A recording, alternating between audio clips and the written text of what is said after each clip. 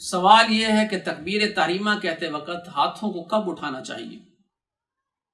اس کا جواب یہ ہے، تکبیر تحریمہ کے لیے ہاتھ اٹھانے سے متعلق 3 طریقے منقول ہیں۔ پہلا طریقہ، دونوں ہاتھ کانوں تک اٹھا لیے جائیں اور پھر تکبیر کہہ کر نماز شروع کی جائے اور تکبیر ختم ہوتے ہی ہاتھ باندھ لی جائے۔ پہلا طریقہ یہ۔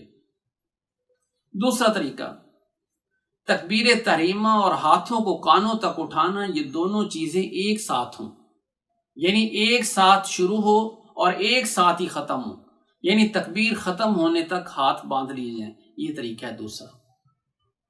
تیسرا طریقہ، پہلے تکبیر تحریمہ شروع کی جائے، اس کے فوراً بعد ہاتھ کانوں تک اٹھا لی جائیں، ایک ساتھ دونوں کو ختم کیا جائے، یعنی تکبیر اور ہاتھوں کا باندھنا یہ دونوں ایک ساتھ ختم ہوں۔ یہ 3 طریقے ہیں۔ تینوں طریقوں سے نماز ہو جائے گی، البتہ آخری 2 طریقے جو ہیں ان کے ساتھ نماز پڑھنا افضل ہے۔